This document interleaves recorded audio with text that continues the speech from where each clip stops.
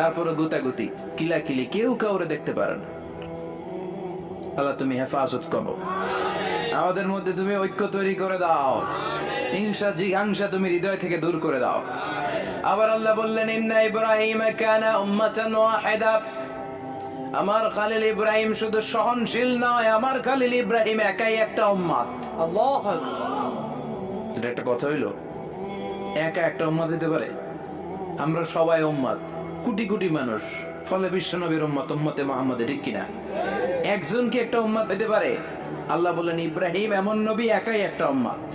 সুবহানাল্লাহ পড়ে। ইন্না ইব্রাহিম কানা উম্মাহ ওয়াহিদার, কারণ উনি যখন জমিনে ছিলেন একটা লোক আল্লাহর নাম নেয়ার মতো ছিল না, সব ছিল মুশরিক, উনি ছাড়া সব মুশরিক। উনি ছিলেন মুওয়াহহিদ, তাওহীদের পক্ষে। উনি ছাড়া পৃথিবীতে তখন যারা ছিল সব ছিল তাওহীদের বিপক্ষে, মানে মুশরিক।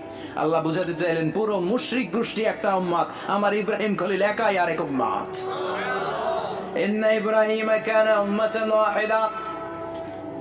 সাইয়েদনা ইব্রাহিমের সময়কালে মুসলমান বলতে কেউ ছিল না, উনি একা ছাড়া। তার মানে গোটা বিশ্বের সব মুশরিক মিলে একা একটা উম্মত, সাইয়েদনা ইব্রাহিম নিজে নিজে একটা উম্মত।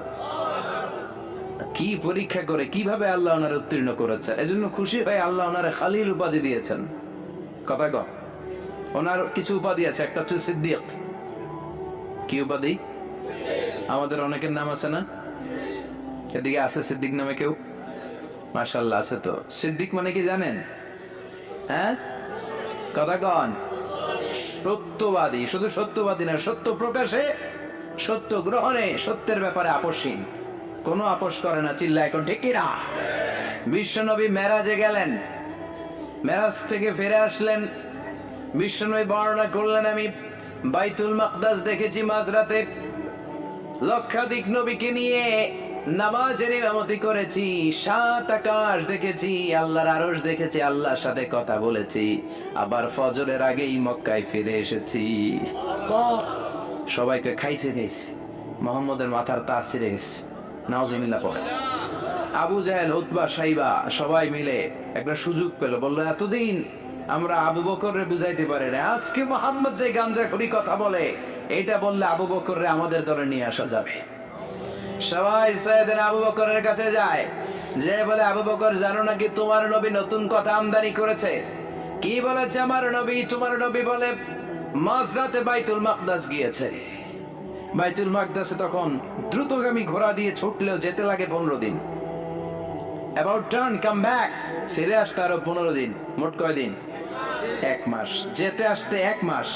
তোমার নবী মাঝরাতে নাকি বাইতুল মুকাদ্দাসে ইমামতি করছে, 7 আকাশ ঘুরেছে, আল্লাহর আরশ দেখেছে, আল্লাহর সাথে কথা বলেছে, আবার ভোর হওয়ার আগে নাকি মক্কার জমিনে ফিরে এসেছে। আবু বকর বললেন আসলেই কি আমার নবী এই কথা কইছে? সবাই এক বাক্যে বলে হ্যাঁ, তোমার নবী মুহাম্মদ এই কথা বলেছে। আবু বকর দ্ব্যর্থহীন কণ্ঠে ঘোষণা করে দিলেন, আমার নবী যদি এই কথা বলে থাকে, আমার নবী সত্য বলেছে, সত্য বলেছে, তিনি কখনো মিথ্যা বলতে পারে?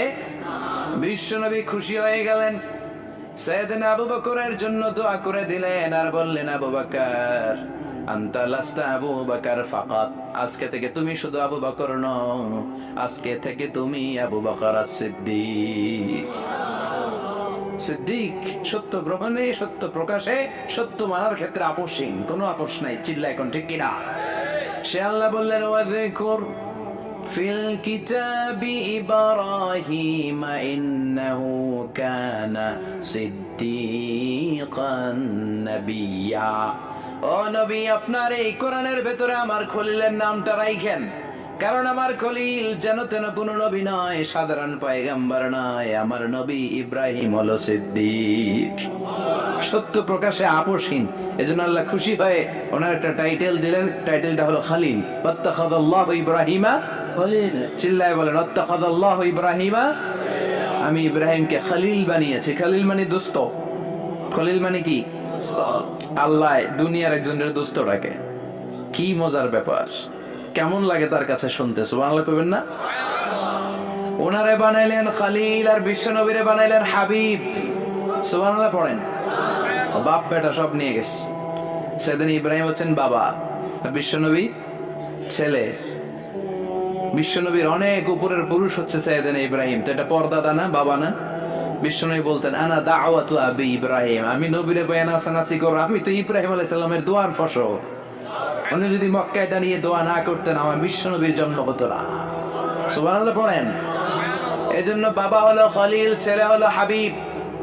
খলিল মানেও বন্ধু, হাবিব মানেও বন্ধু। খলিল মানে এমন বন্ধু যেই বন্ধু আল্লাহরে খুশি করার জন্য কাজ করে, আর হাবিব মানে এমন বন্ধু যারে খুশি করার জন্য আল্লাহ নিজে কাজ করে। কার পাওয়ার বেশি? হাবিবের কয়েক ডিগ্রি বেশি। সুবহানাল্লাহ পড়েন। তার মানে বাপ বেটা, বাবা হলো খলিল, ছেলে হলো হাবিব। এই বাপ বেটার মধ্যে অনেক বিষয়ে মিল আছে না নাই? হাদিস কোরআনে খুঁজলে আপনি অনেকগুলো মিল পাবেন। আজকে 7টা মিলের কথা শোনাবো। সাইয়েদনা ইব্রাহিম আলাইহিস সালাম আর বিশ্বনবীর মাঝে 7টা মিল খুঁজে পাওয়া যায়। চিৎকার করে বলেন কয়টা? 7টা। শুনবেন? কষ্ট হচ্ছে? ঘুমে ধরছে? রাত তো অনেক হয়ে গেল। সর্বনাশ, 11টা। হ্যাঁ, শুনবেন? কতক্ষণ? সারা রাত। তাকবীর পড়া যাবে? হ্যাঁ, জোরে না আসতে? ভাগাভাগি করে দেন। শুরুতে বিবাহিতরা দেন, তারপর অবিবাহিতরা দেন, তারপর সবাই দেন। দিবেন? বিবাহিত কারা কারা আসছেন দেখি? ঘটনা কি? অবিবাহিত নাই এলাকায়? হ্যাঁ, কম। মাশাআল্লাহ, তো বরকতের এলাকা। আলহামদুলিল্লাহ। দেখি অবিবাহিত কারা কারা আসছেন? এগুলো এলো থেকে ওরা 2 হাত করে তুলছে না? 1 হাত, 1 হাত। ঠিক আছে, মাশাআল্লাহ। শুরুতে বিবাহিতরা দেন, এরপর অবিবাহিতরা দিয়েন। শুরুতে বিবাহিতরা রেডি হন। আমি লিল্লাহি তাকবীর বললে আল্লাহু আকবার। গলা দাঁড় দিতেছে অনেকে। বিবাহিতরা রেডি? দেখবো কাদের পারফরমেন্স কেমন হয়। বিবাহিতরা পড়েন লিল্লাহি তাকবীর। অনেক আওয়াজ, সংখ্যায় বেশি এরা। এবার অবিবাহিতদের পালা। হ্যাঁ, অবিবাহিতরা রেডি? দেখি কি অবস্থা। এবার অবিবাহিতরা দাও লিল্লাহি তাকবীর।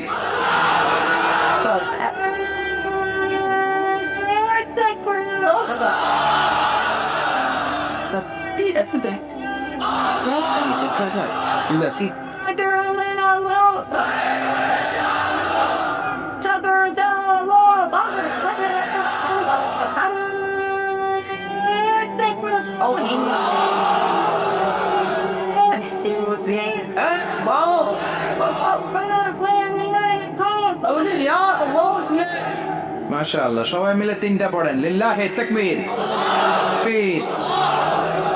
ঘুমটো আছে না গেছে? বাপ বেটার মধ্যে কয়টা মিল? চিল্লা বলতে হবে কয়টা? 1 নাম্বার মিল হচ্ছে ফেস কাটিং এ মিল। সুবহানাল্লাহ। সাইয়েদনা ইব্রাহিম আর বিশ্বনবী চেহারা একরকম। বিশ্বনবী যখন মেরাজ রজনীতে আকাশে গেলেন, এক এক আসমানে এক এক নবীর সাথে দেখা, এক আসমানে সাইয়েদনা ইব্রাহিমের সাথে দেখা। মেরাজ শেষ করে যখন সাহাবীদের কাছে বর্ণনা করছেন কোন নবীর চেহারা দেখতে কিরকম, বিশ্বনবী বললেন আম্মা ইব্রাহিম। বুখারীর বর্ণনা, আম্মা ইব্রাহিম ফানজুরু ইলা সাহিবিকুম। আর ইব্রাহিম নবীর চেহারা কেমন জানতে চাও? জানতে হলে আমি বিশ্বনবীর দিকে তাকাও। আমার চেহারা দেখতে যেমন, আমার বাবা সাইয়েদনা ইব্রাহিমের চেহারা প্রায় হুবহু এরকম। তার মানে 1 নম্বরে কোন দিকে মিল? চেহারাতে মিল, ফেস কাটিং এ মিল। চিল্লায় কোন ঠিক কিনা? 2 নম্বরে উসওয়ায়ে হাসানা। 2 নবীর ক্ষেত্রে উসওয়ায়ে হাসানা শব্দ কোরআনে ব্যবহার করেছে কে? লাকাদ কানা লাকুম ফি রাসূলিল্লাহি উসওয়াতুন হাসানা। তোমাদের জন্য বিশ্বনবীর জীবনীর ভেতরে উত্তম আদর্শ আছে না নাই? আবার ইব্রাহিমের ক্ষেত্রে বললেন কদ কানাত লাকুম উসওয়াতুন হাসানাতুন ফি ইব্রাহিম।